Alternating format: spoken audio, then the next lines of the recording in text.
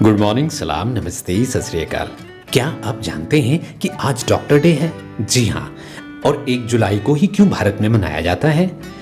Actual में America में 30 मार्च को डॉक्टर डे मनाया जाता है, लेकिन इंडिया में 1 जुलाई को क्यों मनाया जाता है अभी आप खुद ही समझ जाएंगे। हम बात कर रहे हैं डॉक्टर बिधान चंद्रा रॉय जी की। 1 जुलाई 1882 को इनका जन्म हुआ। इत्तेफाक से 1 जुलाई 1962 को उनकी मृत्यु हुई। दोनों ही डेट 1 जुलाई थी।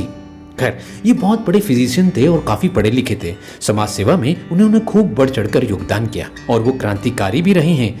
वो एक तौर से देखा जाए तो वेस्ट बंगाल में 1948 से लेकर 1962 तक मुख्यमंत्री के रूप में रहे, यानी 14 साल। और उनको भारत रत्न से भी सम्मानित किया गया 1961 में 4 फरवरी को।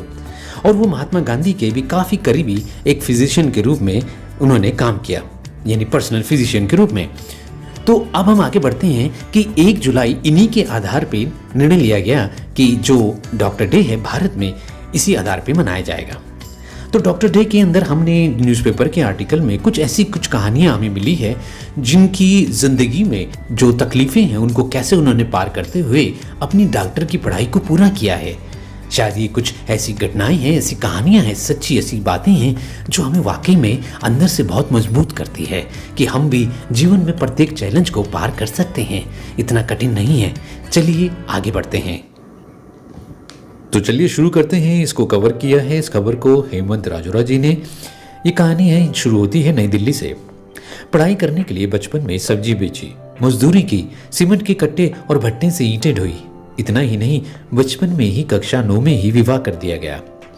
इन सब के बावजूद हिम्मत नहीं हारी और बीएससी की, इसके बाद एमबीबीएस की पढ़ाई की, सर्जरी में पीजी किया और अब एम्स में सर्जरी विभाग में एसोसिएट प्रोफेसर के पद पर तैनात हैं। ये कहानी है डॉक्टर ओम प्रकाश प्रजापति की, जिन्होंने अभावों में रहकर पढ़ाई की और अब देश के सर्वश्रेष्ठ मेडिकल कॉलेजों में नए डॉक्टर तैयार कर रहे हैं। डॉक्टर ओम प्रकाश प्रजापति ने बताया कि उनका जन्म राजस्थान के जोधपुर के भीमसागर गांव में हुआ। अपने भाई बहनों में वे सबसे छोटे हैं। पिता खेती करते हैं, ऐसे में घर का खर्च चलाना आसान नहीं था। डॉक्टर ओम प्रकाश ने बताया कि वे आईएएस बनना चाहते थे। इसके बाद जोधपुर में ही बीएससी में स्नातक करने के लिए दाखिला लिया। उन्होंने स्नातक की परीक्षा से एक दिन पहले ये निर्णय लिया कि वे अब डॉक्टर बनेंगे। डॉक्टर बनने का ख्याल वहां कुछ डॉक्टरों की सेवा को देखते हुए आया। उन्होंने इसके बाद पीएमटी परीक्षा की तैयारी की और पुणे के सरकारी मेडिकल कॉलेज में दाखिला ले लिया। उन्होंने बताया कि फीस भरने के पैसे नहीं थे, तो कई लोगों ने मदद से इनकार कर दिया था। लेकिन कालूराम प्रजापति नामक एक व्यक्ति ने उनकी 5 साल की एमबीबीएस की फीस भरी। उन्होंने पीजीआई चंडीगढ़ में एमएस सर्जरी पास की, एम्स में बतौर सीनियर रेजिडेंट डॉक्टर काम किया और अब एसोसिएट प्रोफेसर के तौर पर काम कर रहे हैं। अब वे किडनी प्रत्यारोपण के मशहूर सर्जन हैं। गांव से आने वाले गरीब लोगों के लिए दिल्ली में रुकने का इंतजाम भी करते हैं। अब इनकी पर्सनल लाइफ के बारे में अगर बात करें तो 9वीं कक्षा में विवाह हो गया। डॉक्टर ओम प्रकाश ने बताया कि जब वे 9वीं में थे तो उनका विवाह करा दिया गया। हालांकि पत्नी बाद में वर्ष 2010 में उनके साथ रहने आई। डॉक्टर ओम प्रकाश ने बताया कि वे अपना खर्च चलाने के लिए पास के कस्बे लोहावट में आइसक्रीम बेचते थे।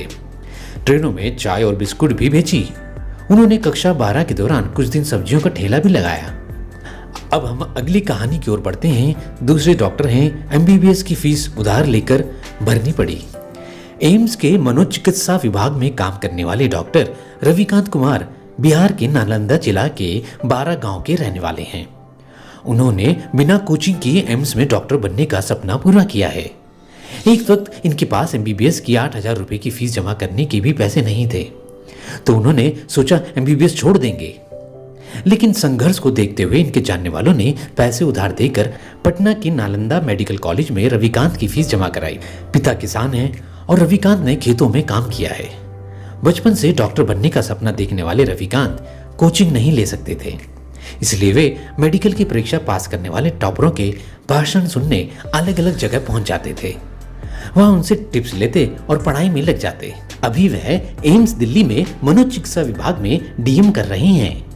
उम्मीद है कि हम ऐसी सच्ची कहानियों से जीवन में प्रेरणा प्राप्त करते हैं, जब ये इतनी मेहनत करके डॉक्टरी की पढ़ाई कर सकते हैं, पास हो सकते हैं, एसोसिएट प्रोफेसर बन सकते हैं, तो हम जीवन में बहुत कुछ कर सकते हैं। मन में संकल्प बनाइए और एकाग्रता बना के रखिए, आप जरूर सफल होंगे। तब तक के लिए मेरा भारत महान और मेरा भारत सोने की चिड़िया बनेगा, जरूर बनेगा। जय हिंद, जय भारत।